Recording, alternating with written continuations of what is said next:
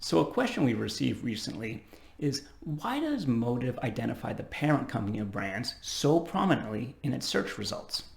And this is a great question. If you go to motiveapp.co and search for any brand that you're interested in, one of the first points of information that we return to you is the parent company behind that brand. And we do this intentionally because every product has an impact on people and the planet, and it's important to understand this. But this impact is often hiding the impact of all the processes that give rise to this product, right? The finished t-shirt itself has impact, but it's much less than the impact of all the processes that go into manufacturing that t-shirt. So, where's the material sourced from? What kind of material? What's the impact of harvesting that material on habitats throughout the world? Who worked on making this shirt and how were they treated? What were the employment standards? What are the business ethics of all the various entities involved in the supply chain bringing this t-shirt to life? How much water was used? How was it managed? How was wastewater treated? How were communities engaged in the manufacturing of this t-shirt? So when you start to look at the processes, you realize that these process impacts can far outweigh the impacts that show up as a final product. But to truly understand the process impacts, you have to understand who's making the decisions that controls those processes. And that's always the company behind the product. Now, sometimes the brand that's marketing the product itself is also the company. So this is the case with like Patagonia clothing. The brand Patagonia is also the company Patagonia. They're one and the same. But it's not always the case. Oftentimes, the brand is simply an extension of a much larger company that happens to be operating multiple brands. The brand, in effect, is the window dressing for the product, for the marketing. It is not the company that's responsible for all the processes. So think of Dove soaps. Dove is a brand that is controlled by the company Unilever. Or Tom's of Maine toothpaste. Tom's of Maine is a brand that is controlled by Colgate-Palmolive. So if you want to truly understand the impacts and be intentional in the impacts of your shopping, you have to understand the processes that give rise to the products you're buying. And to understand the processes, you have to understand who's making the decisions behind them. Another way to think about this is every time you buy a product, where does your money go? Because it doesn't necessarily go back to the brand that's marketing the product, but rather it goes to the company that controls the brand. So it's important that if you want to understand the impacts, the true impacts, you don't just buy from the brand, you familiarize yourself with the company behind the brand, because that's where your money is going. And when your money goes to them, it allows them to continue their operations, whether you agree with those or not. So think about, here's two examples.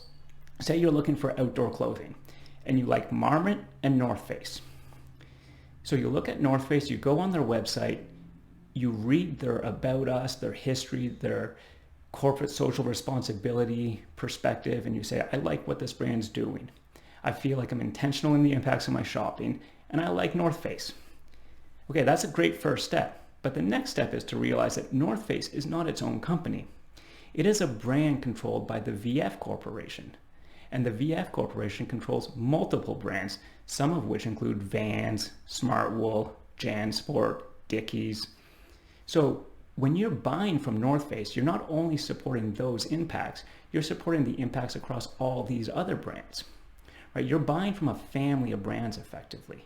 So although you like the North Face story, do you like the story at all these other brands as well? Because in the case of North Face, all these companies that VF Corporation is controlling, all these brands that they're controlling, are at least all in the apparel industry. So it's sort of easier to understand that impact that you're getting into. But now say you did the same thing at Marmot.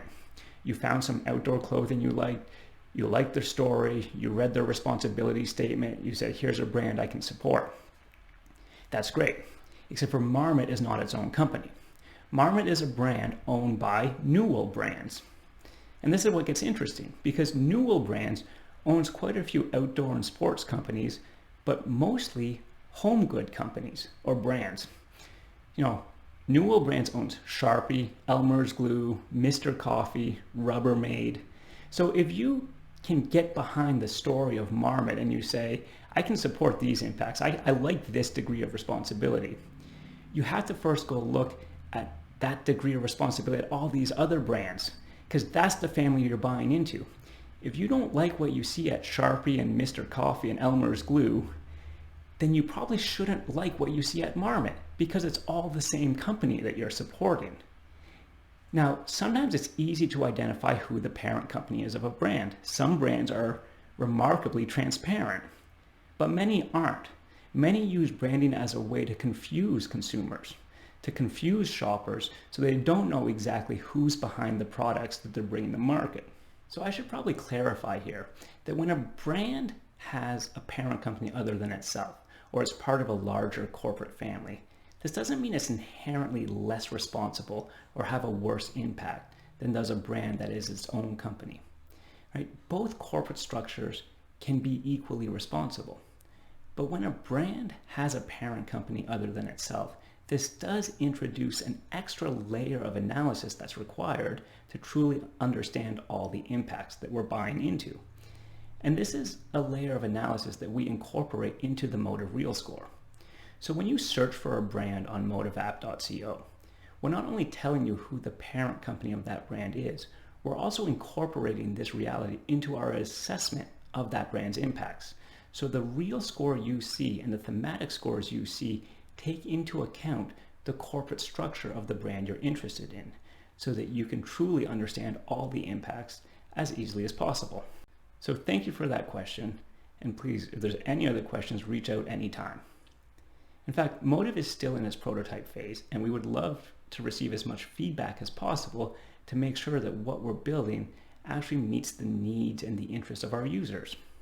So please like the video, share the link, connect with us on social media, visit our website at motiveapp.co, encourage your friends and family to try out the website, and most importantly, share some feedback with us so that we can make sure we're on the right track and we can all build something great together. Thank you.